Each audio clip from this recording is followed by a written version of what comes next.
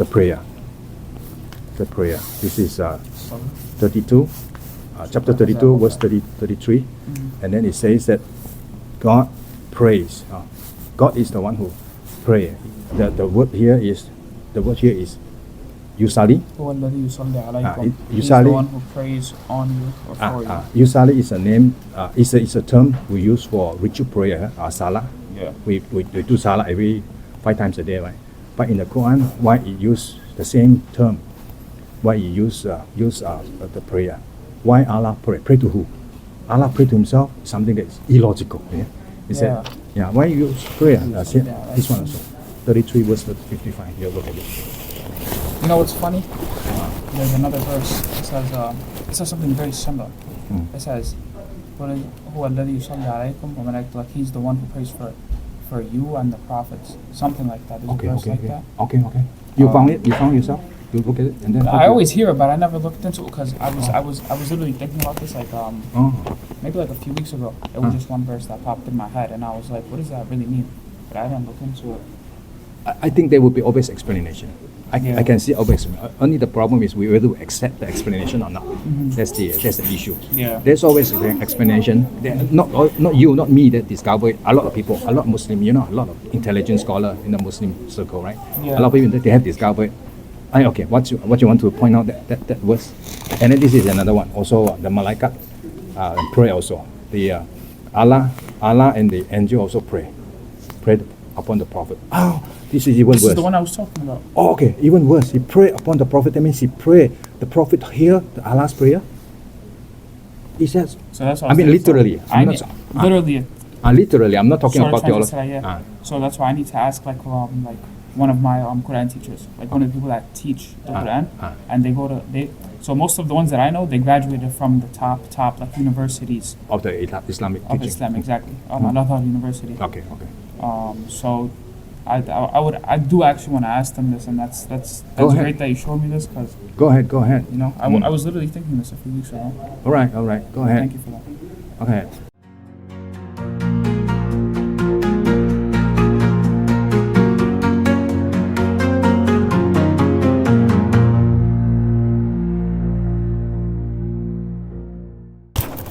Hi, how are you, sir? How are you? You're good? Are you a Muslim? Yeah, Muslim. Oh, alhamdulillah, yeah, Muslim. Very good. Can I talk to you? Of course, sure. Oh, yeah. Can I sit down? Yeah. You have your, what time is your next class? I'm done for the day, actually. Oh, okay. That's good. We have plenty of time. Can I give you this one? For you to read? Is it something interesting, something additional information aside from what you have in the Muslim circle? Muslim, you have reading. You've been reading, if you are encouraging or enhancing your faith, you read a lot of things probably within the Islamic material that you have. But you might not have a chance to get information from external to look at the Islamic faith, and then you can have second thoughts and self-critic of the Islamic the information that you have. Basically comparing what Christians say versus what we say. Right. Because you have an overlap of the Islamic faith, Islamic data, Quran overlapping with Christian data, so there's overlapping, and then yet you have a share information yet different, and then there is irreconcilable differences between the two sacred books, and then I heard also the Muslims saying that why the differences with the two information, two data, because of corruption of the previous scripture. So you have thought about that, right? But the problem is academically. From the academic or non-Christian standard of educational kind of assessment, we know that the Bible is not corrupted in the message. Maybe if you attack the word by word, dot with dot, then okay, that's fine. The Bible has a lot of wording, there were scribable errors. The Christian have made it, but the message is not changed. But the Muslim Gadawa attack the Christian insofar that say that the message has changed. But they have to say that, you know why? Because the Quran itself has the data, has a message different from not only the wording, but the data, the information is different from the Bible. For example, the crucifixion of Jesus. The Quran said that Jesus did not crucify, but the Bible said Jesus crucified. Not only crucified, he died on the cross and resurrected from the dead. And not only the Bible says it, the external, non-religious sources on historical data also mention the same thing, consistent with the Bible. So that's why we face this dilemma, this kind of challenge. So this one, if you read it and then you have something very, very, very useful. Yeah, of course. And I also have an interest to study Islam because Islam claims very strongly, very clear, only Islam is the one going to heaven, right? The Quran claim that you have to follow Islam is the only one. The rest will be losers. You know, the Quran said that. So you have to follow Muhammad because he received the revelation, the last revelation from Allah, from God. So whoever follow other religion, they will not going to make it. And then Islam is the latest version. All the previous version, like Christianity or Judaism, they're all outdated, and the message has been changed. So don't trust them. So trust Islam. So that's why I went to study. And then what I discover if my initial purpose is if I discover that Islam is true, I need to convert. You know, I don't want to follow religion that make me go into hell eventually. So I need to quickly jump into a safe boat. You know, this boat is sinking. I jump to a safe boat, sail to heaven. So what I discover right now when I study, the more I study, I discover there are a lot of claims from the Dawa guys. They are not sustainable. And worse still, I found out a lot of things that are troubling me, according to the Quran. So in a sense, I want to help those people who, these two religions claim to be absolute going to heaven. Christians claim the same. Yeah. Christianity claims the only way to heaven. And then it cannot be both correct. It must be, it can be both wrong. You know, it can be one correct, one wrong. Which is one, which is wrong, which is correct, which is wrong. So that's why my purpose is to study and realize if Christianity is wrong, I need to jump ship to Islam. And if otherwise, I have to rescue the Muslims because Muslims are very faithful. Yeah. They are good people, you know, like you good people, friendly and devoted. And I'm also devoted, so I better help them. You know, ask them to come out, give them revelation, let them know what are the things that is not sustainable according to my study, and help them realize and discover, so that they can jump board just like me. I've said, jump ship as soon as possible without delay. That's my intention. So that's why I keep on discussing, keep on talking religious thing to the Muslim. So I find it very interesting. And it's definitely a wake-up call for me. Oh, really? Yeah. Yeah. I need to do better. Are you a very devoted Muslim? Yeah, alhamdulillah. I pray as much as I can. Five times a day praying? Almost. Very good, Almost, very good. Yeah. Keep it up. I find it very recommendable. And then the fasting, good works, all these things, and then the well-disciplined, like the way I look at you, you know, so the well-dressed, well-costumed. These are good Muslim, good portrayal. This is very good. So I find it. This is something I find it very appealing. So keep it up with good works. So what I need to discuss or to help is to discuss about the things probably you have not known. Probably it is also difficult for you to understand what I have discussed, what I have discovered, because the Islamic faith itself has a very secular reasoning to protect itself. That the Ummah will continue to maintain their faith inside. Whatever things that, for example, they say that Islam is the most logical religion in the world. Have you heard about this? Yeah, of course. Islam claims to be the most logical religion in the world. This claim itself is not sustainable. He said the saying is that most logical, actually, it is also the most illogical religion, because religion cannot use logic to prove itself. Can you say that? Do you know that? Yeah. So logic, we cannot use logic to promote religion, because religion is beyond human logic. Our religion, for example, Islam and also Christianity, we trace our religion from revelation, inspiration. You are from revelation. We are from inspiration. Yeah. So we are from the Almighty coming down here. So all the things that we have, all the data that we have in the two holy books are beyond human logic. A lot of things. Like for example, why the Islam claim to be the most logical? Because you believe in one God. In a way that refuting the Christianity believe on three. Three into one. This is a very complicated God concept. So better come to the most logical one God, and then worship one God, and then portraying all these things. So that is most logical. But when you go deeper, when you go further to realize the Islamic faith, you find out that a lot of things that is logically unexplainable. Logically unexplainable. Do you want me to give one of the example? So I know of like a few stuff that we wouldn't have known back then that we know now. In Surah Al-Nahl, which is the verse about like the bee, it says that a bee has two stomachs. And how could anyone have known that back then, you know? Okay. So another one is the distance from from the sun to the moon. Something like that is also mentioned in there. There's a few of them. scientific. He means scientific Yeah. revelation that Muhammad had that time. Yeah. He could not possibly have that time. It was so ancient. Yeah, that's right. Those are the claims that need to be challenged. Those are the claims need to be challenged. So think about it logically, or think about it. We can use logic because it's science. We can think about it logically. We can also realize some of the things like that. The claim in that way, that something that is not up to date according to the science that we have today. For example, the Quran mentioned about the mountain serve as a peg to stabilize the earth. Stabilize the earth because the mountain is higher, right? Put on earth to stabilize the earth so the earth will not shake or there's no earthquake. Yeah. Actually, scientifically now today discovered that according to geography, it's not true, right?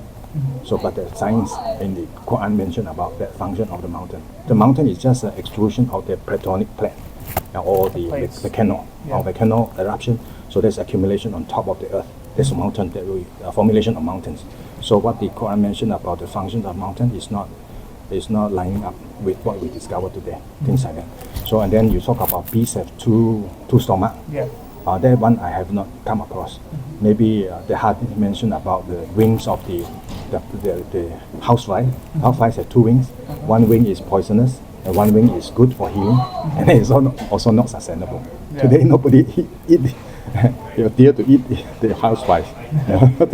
Those things are the ancient saying, legendary saying during Muhammad time. I don't know how true was that because it's in the hadith. I don't know how much you believe on the hadith. Yeah. Things like that. So we discover some of the recording, some of the things in the Quran. When we don't talk about the hadith. Hadith is a lot of things, complicated. So we talk about the Quran itself. Yeah. The Quran itself has a lot of things that is not really sustainable. So I discover a lot of things. Yeah, for example, your claim is that Quran is a perfect book. Am I right? Yeah. Quran is a perfect book. But I discovered that actually it is not perfect. The Quran itself has a lot of writing that is hard to explain in the grammatical Arabic sentences. For example, one of the examples I can mention to you, I have print out this one. Maybe you can make a study. I can also have a study. Look at this one. This one. It says, you know Arabic? Where are you from? I'm from Egypt. Oh, then you know Arabic. Oh, then you good. Yeah, good. You're better than me then. Hey, look at the Arabic. Don't look at the translation. Translation is lousy. Look at the Arabic first. This is taken from Quran 43, verse ayat 61. Right. So it's talking about the end time. End time saying that the second coming of Isa would be the knowledge. Knowledge. I mean, the Isa is the knowledge, but the translation say that he's a sign for the hour. He's a sign of the hour. But then the original Arabic says that he is the knowledge of the hour. That means Isa has knowledge. But according to the Quran doctrine, who is the one who has the knowledge? Just God. Just Allah himself. If you say that Isa has the knowledge, that means you put Isa as God already. That's right. That's why the translation or all the commentaries say that no, this is not Isa. No, it's not the knowledge. It's supposed to be the sign. He's the marker. He's a sign. But you are changing what Arabic words meant for us. Arabic say it is knowledge. I have checked this one with my Arabic teacher. Yeah. You know Arabic, you know. This is literally. I mean, it's literal. We don't reinterpret theologically. We interpret theologically. We have to align with the doctrine, with the theology. Then we cannot translate as according to the word. Yeah. The word has to be knowledge. We know. Knowledge. He knows. Isa knows the last hour. This is not correct according to the Quran. Yeah. So this is a word that is not perfectly inspired, but it was written down. Yeah. Somebody, Imam Hussein said that actually this is probably it was a scribal error. And when they write down the manuscript, it's a wrong position. What you call this? The accents. On the bottom. On the bottom. Yeah. It's supposed to be on the top instead of the bottom, right? So it should right at the top. Then it will be flat, right? Yeah. What you call this? Sukra. Kasra. Yeah, that's right. The kasra, if it is written on the top, it would be a flag. Then it would be much better than the knowledge. If it is a flag, then we okay, flag means a sign, right? Yeah. But if it's a knowledge, then we are trouble to give to the scholar, to have a trouble there. So that's why the Quran, I say from this point, it is not the perfect book. Just only one. I have others. There's more? There are more. Yes, are you bored enough to hear? No. It's okay. Not disturbing, right? Okay, for your knowledge. I have more. This one. This one.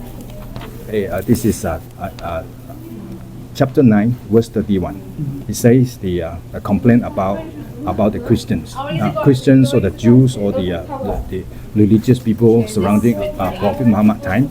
He said they are taking their rabbis and monks as this one translation is Saudi. We just go through first. They said the rabbi monks as well as Messiah, son of Mary, as lords beside Allah.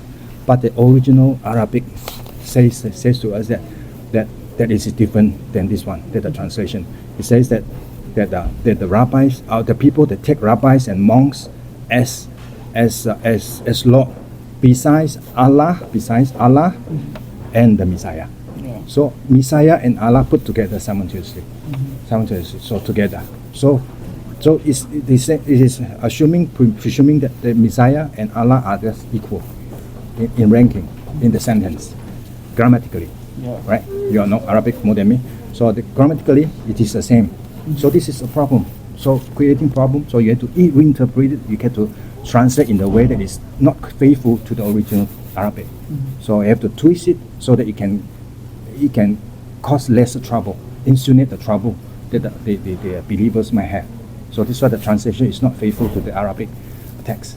So if you use the Arabic text, then the translation will be a trouble. Then you interpret this one, it will be a trouble for you. That's why I say Quran is not perfect. You know, this is the second one. Do you want some more? Yeah, this is cool. I don't know this. That's why I said that maybe you don't have information about what other people discover. Yeah. And then this is the Messiah. And then we have another one. This one I just got it recently. This is something new for my learning. And where do you find this stuff? Did you find this on your own, or you looked into it? Like, Yeah, I study it. Online. I study online. I study it before debate. That makes sense. The people debate, and then I discover I have to check myself whether it is true. I have to check with my Arabic teacher. And the Quran is the most fundamental, very important text that Muslims believe. Yeah. That's why we need to verify the text is accurately translated. The text is really perfect as claimed to be. So the Quran is a perfect book, supposed to be. And where's your Arabic teacher from? Egypt? No, Arabic teacher, I think she's from Egypt. I'm studying in Queensboro Community College. Okay. The Arabic teacher. So I think, no, I just verified from her. Of course, he explained to me, you cannot do that because you change the kasra, you change the word, all these things. So she didn't understand what I'm saying. But I said that I didn't want to reveal so much to you as to her because I need to respect the teacher, right? So I don't want to debate anything, but I just want to verify from her whether the word is really a knowledge. Yeah. That's what I want to know. It is really, she said, yeah, it is knowledge, and you cannot change. Why you cannot change? And you got a trouble with the Quran. I'll also ask, do you have a Quran teacher or no? Like, No. No? Okay. I got one Imram. I think is here in the college. That I wanted to talk to him, but he is not interested to talk to me.